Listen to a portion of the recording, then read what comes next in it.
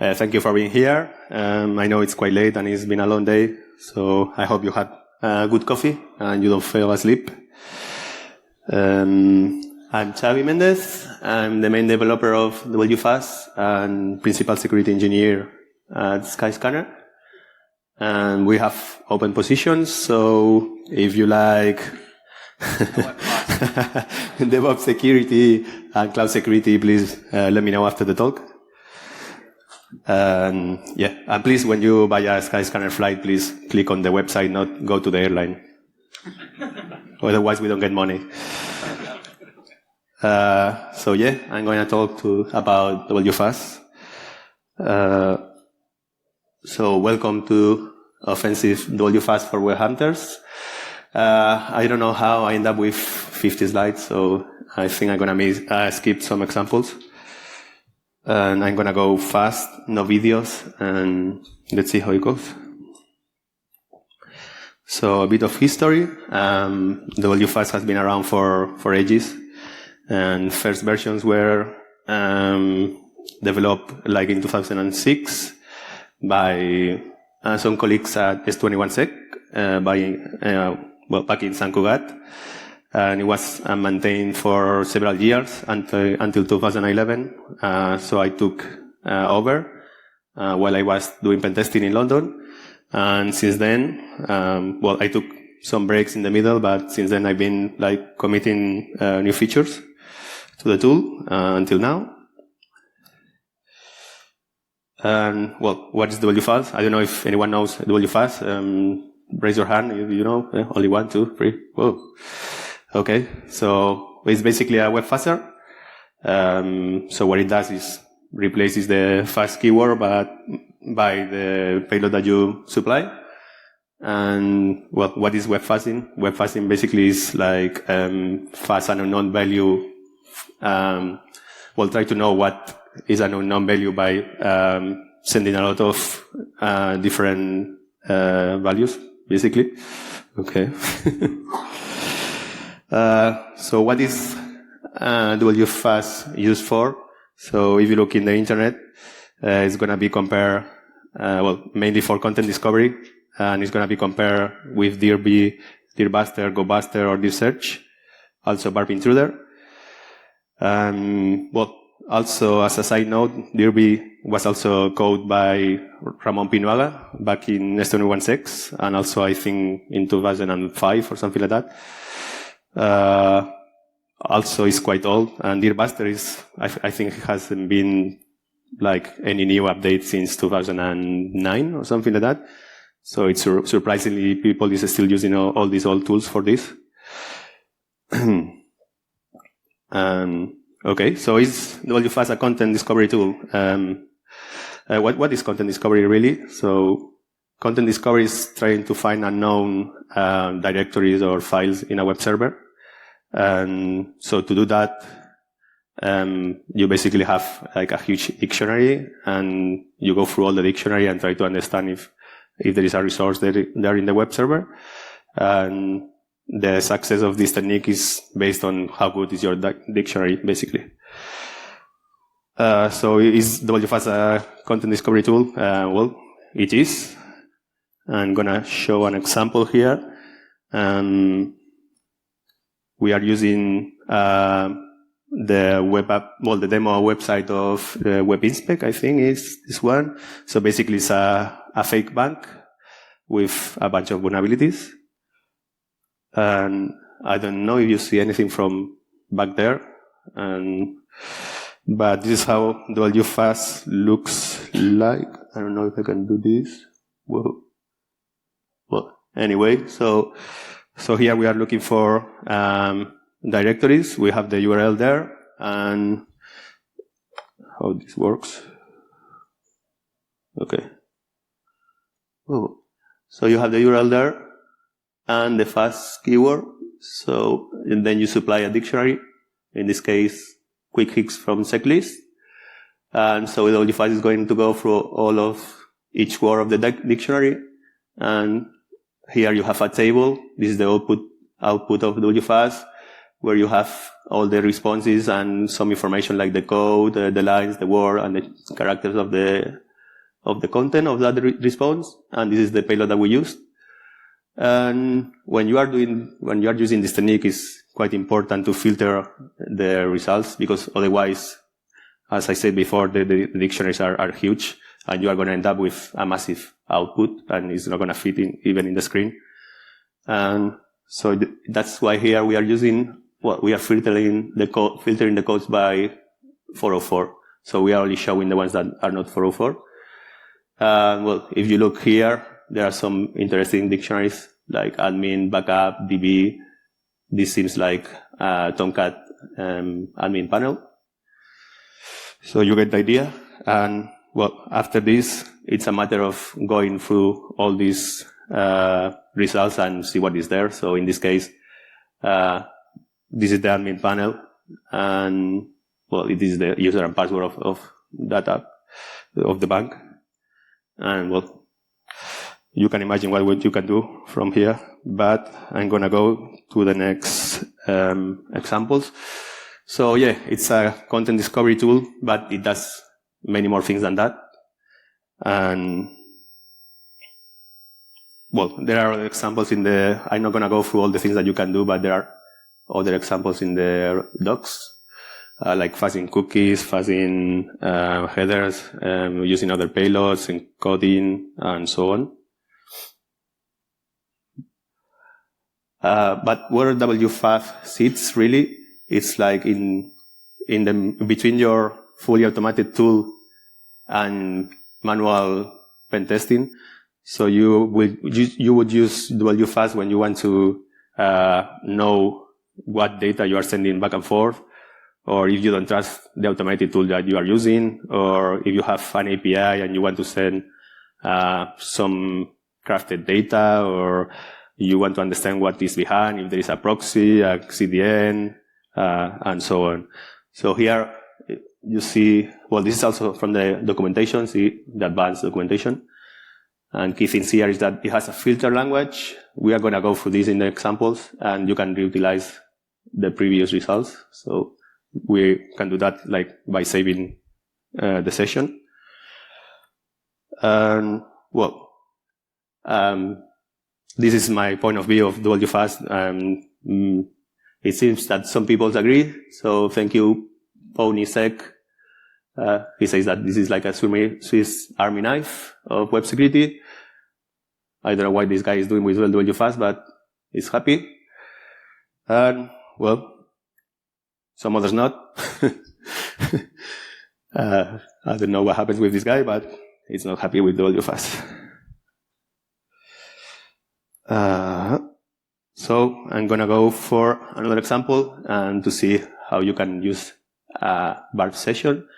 And for that, we are going to use the Wfaz payload. The Wfaz payload is a command line tool that allows you to query a session that you have previously stored and make queries basically and try to explore the queries or the HTTP requests and responses that you have in that session. So imagine here that you have, well, we are going to use this also demo site. This one is from Akunetics. And imagine that you are doing your web assessment. You have your barb session with all the requests and responses here. And we tell barb to store all this in a file. So we can use this file and query this file. Before, in the old versions of barb, you could do this by going to the menu and save state and so on. But now this is gone because the new version has this project management and so on. So still we can use this, and we can use all the requests and responses that are stored here.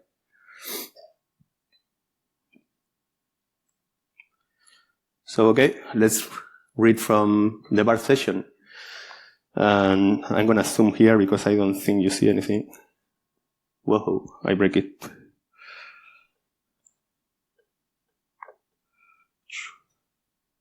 Okay, I'm not going to zoom. Yeah. So here we are using the barb log payload. We are saying the file to read, which is the var log that we were saying var to store. And you don't see anything more. Okay. This is not working. Anyway, so the good thing about this is that there is like this filtering. So here, we are telling the Wfuzz payload to show all the requests that have a get or post parameter, and well, all the unique requests that have any post or get parameter. So here you can see all the requests that have that. Keep this in mind because we are going to use it for another example, but this is a simple example that you can use with the Wfuzz payload. And well, you can use this for any other thing, like, I don't know, if you want to understand your application or you want to parse any content or so on. Okay, so in next example, I'm gonna show you how to exploit a SQL injection in old school way. So I don't know if you've been doing pen testing like 10 years ago, but back then, like trying to find SQL injection was quite easy. You only had to put like a quote in every parameter, and the application gave you like nicely an error. Say, well, this is a MySQL error. So you knew that there was a SQL injection here. But if you want to do this for every page and every parameter, you're going to end up having to do curl or going through the website and put a quote in every parameter, so it's quite painful. So we are going to do that automatically, and we are using Wfuzz for that, of course. So now we have the same query as before, so these are the previous requests that we had before. And then we are saying Wfuzz to, with any get parameter, to append a quote at the end. We are also using a plugin that parses the responses and looks for errors. So here you can see, well, I don't know if you can see from behind, but there are all the same requests as before, but there is a quote here, and then you can see the MySQL error. So like in 15 seconds, 16, we have gone through all the parameters and pages of the website, and we know where is a SQL injection. I mean, this is a silly example, but it's the idea how we can use Wfuzz to automate stuff. Okay, this example I'm gonna skip it because I don't think I have enough time. Okay, so now we are gonna get a little bit more evil, and we are gonna exploit a vulnerability in the wild. So don't do this at home, or if you do it, don't use your home IP address. So I don't know how many of you use Confluence at work. And so I don't know, 10 maybe. So of these 10, how many of you know that there is a remote code execution that was published like the 20th of March? Okay, half of them. Go and run if you don't know it. If you didn't know it. Okay, I'm not going to go for all, I'm not going to read this advisory, but you can go to the URL. So what is the vulnerability about? Basically, is a path traversal that allows you, well, that makes the widget controller, whatever that is, widget controller of Confluence, to parse a template. And the good thing, well, here is the parameter of the template, so you can put anything here. The good thing is that you can put any remote template. And inside the template, you can execute Java code, so you end up like executing code in the web server, well, in the Confluence server. Okay, so we have this new shiny vulnerability. How do we get targets for Confluence servers to exploit the vulnerability? I guess everyone knows Shodan. If not, it's like a web search engine that, well, you can use to search computers connected to the internet. Here we are using, well, this is the Confluence header. It says x-confluence. And according to Shodan, there are like 26,000 Confluence servers in the world, at least with this query. Okay, so now we have this vulnerability. We have this amount of targets. And how do we exploit all these servers automatically? So luckily there is a new, well, I really code this payload this week for this demo. So there is a Shodan payload in Wfuzz that you can use. And so, okay, let's look for Confluence servers with this payload. So what we are doing here, this is the payload, and we are telling Shodan to give us all the IPs or host names that we think that are Confluence. Here, there is the path of this, well, the vulnerable path of the vulnerability that we talked about in the 2 slides above, before. We send some random post data.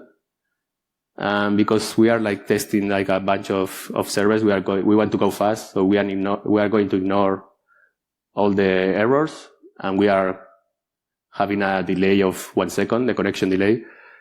By default, it's like 90 seconds, but because we are going like brute forcing supposedly all these 26,000 servers, we want to go fast. And also, well, we are following, if there is any redirect, we are following the redirect, and we are saving the session. Okay, so, well, this is a part of the output of the Wfuzz after running this command. Well, here you see, or maybe don't, but I'm going to tell you. So you see connection errors, you see 404s, 405s. So basically you see a bunch of responses from different servers. You see Nginx, Apache, and I think that's it. Well, different versions of Apache, but there is an interesting thing here. So this is the column of the redirect column, and this is the payload that we use. So these are the host names and IPs that Shodan gave us. And if you look at some of these redirects, for example, this one. So here we have this IP. We made the query, well, the HTTP request to this IP, and nicely the web server is telling us, well, it's redirecting us to https confluence dot blah blah blah. So nicely the web server is telling us that it's a Confluence server. And so keep that in mind.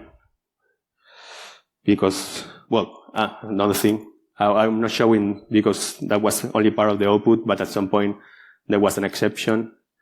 And, well, this is because I'm using a public, well, an API key that is around the internet. I haven't paid for Shodan. I mean, you should pay.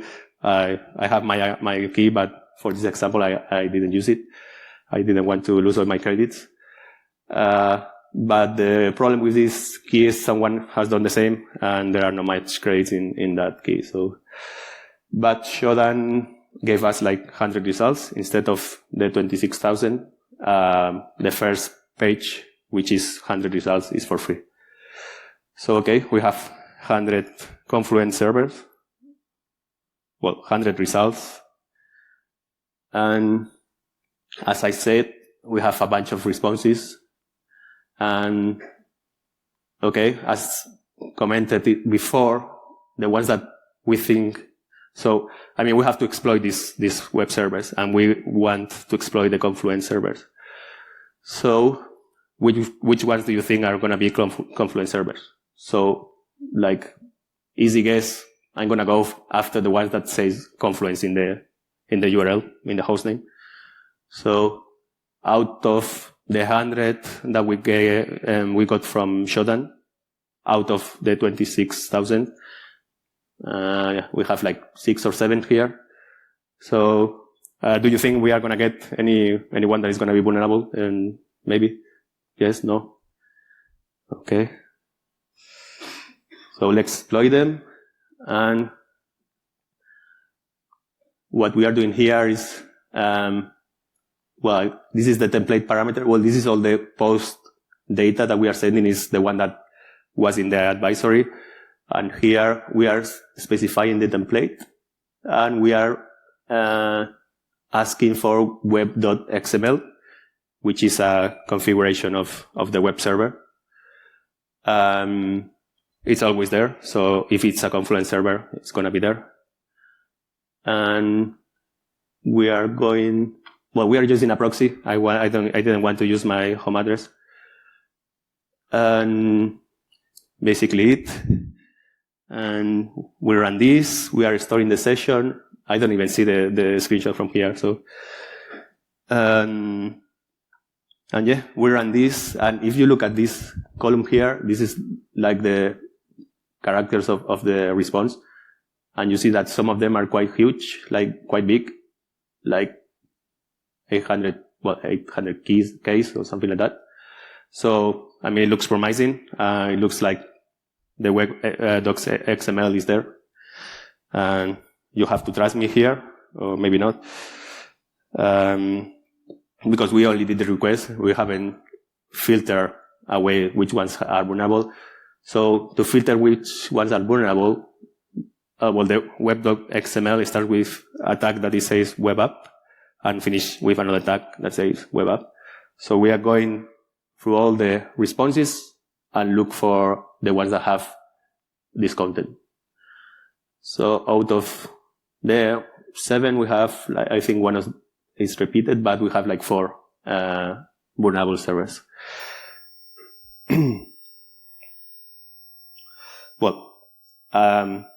Well, not that we tried really hard. I mean, we didn't try to resolve the IPs. We didn't try to get from the certificate, the SSL certificate, the host name or things like that. So we did this really quickly and with a basic showdown query. But yeah, we had like 4 potential nodes. They are vulnerable. And I'm going to show you here. I mean, if you don't trust me, this is a cool request, which is using the same as the one in the Wfuzz, but instead of getting the web.xml template, we are getting a etc password. So this is the etc password of this conference.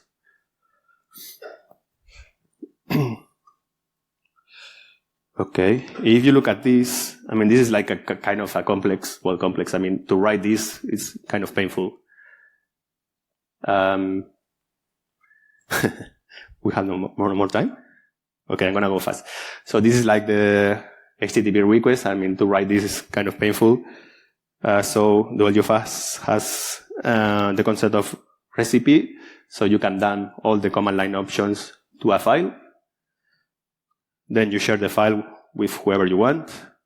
Like, I don't know, if you, instead of writing a report, you send this recipe to your customer, or you put it in a exploit in GitHub. And then you use the recipe, and you choose the file, and you can also use whatever you want. I mean, other options, the URL, for example, for any other server. And this is the same example, but using the recipe, and this is the same Confluent server that we are filtering again. Well, it wasn't a recipe. And this is the vulnerable Confluent server. Well, I'm going to go fast here, but there is a library, so if you want to script the Wfuzz, you can use this. This is like 4 lines to do like brute forcing all the artists of this website. Some ideas, if you want to start in web, in bug bounties. This is GitHub with all the domains that are part of a bug bounty. This is Harvester to do some OSINT. This is Photon and Bar to do crawling or look at whatever is there. And these are one of the top 10 techniques of 2018. And of course, use the Wfuzz. And that's it. And thank you for listening. And if you have any question,